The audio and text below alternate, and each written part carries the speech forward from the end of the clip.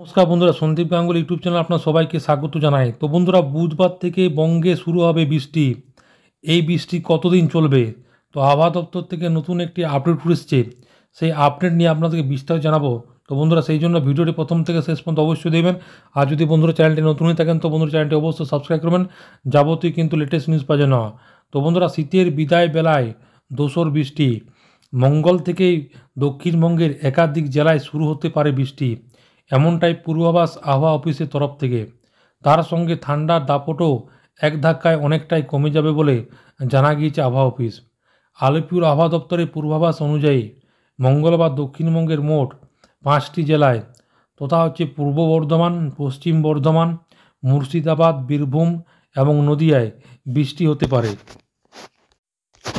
তারপর বুধবার থেকে দক্ষিণের বাকি জেলাগুলিতেও বৃষ্টির সম্ভাবনা রয়েছে। ভিজতে পারে কলকাতাও, তবে আবহাওয়া অফিস জানিয়েছে ভারী বৃষ্টি হবে না কোথাও। হালকা বৃষ্টির সঙ্গে কুয়াশা ঢাকা থাকবে বিভিন্ন এলাকা। পাশাপাশি আবহাওয়া অফিসে জানিয়েছে জেলায় জেলায় হালকা থেকে মাঝারি কুয়াশা থাকবে কয়েকদিন।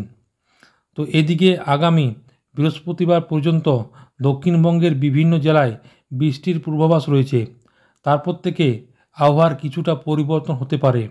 এই কয়েকদিন রাজ্যের তাপমাত্রা বাড়বে, তবে বৃষ্টির মেঘ কেটে গেলেও আবার ঠান্ডা পড়ার সম্ভাবনা আছে কি না তা নিয়েও কিন্তু এখনই উত্তর জানায়নি আবহাওয়া দপ্তর। সোমবার কলকাতার তাপমাত্রা কিছুটা বেড়েছে। রবিবার শহরে সর্বনিম্ন তাপমাত্রা ছিল 12.9 ডিগ্রি সেলসিয়াস, সোমবারে বেড়ে হয়েছে 13.6 ডিগ্রি সেলসিয়াস, যা স্বাভাবিকের চেয়ে 1 ডিগ্রি কম। রবিবার কলকাতার সর্বোচ্চ তাপমাত্রা ছিল 23.7 ডিগ্রি সেলসিয়াস, স্বাভাবিকের চেয়ে 3 ডিগ্রি কম। তবে মঙ্গলে দক্ষিণের পাশাপাশি ভিজতে চলেছে উত্তরবঙ্গেও। মঙ্গলবার শুধু দার্জিলিংয়ে বৃষ্টির পূর্বাভাস রয়েছে, তবে বুধবার থেকে উত্তরের সবকটি জেলায় হালকা বৃষ্টি হবে বলে জানা গিয়েছে আবহাওয়া অফিস থেকে। তুষারপাত হতে পারে পাহাড়ও। তার পাশাপাশি মঙ্গলবার উপকূল সংলগ্ন জেলাগুলিতে আংশিক মেঘলা থাকতে পারে। তো আগামী বুধ ও বৃহস্পতিবার দক্ষিণবঙ্গের একাধিক জেলায় বৃষ্টির সম্ভাবনা রয়েছে।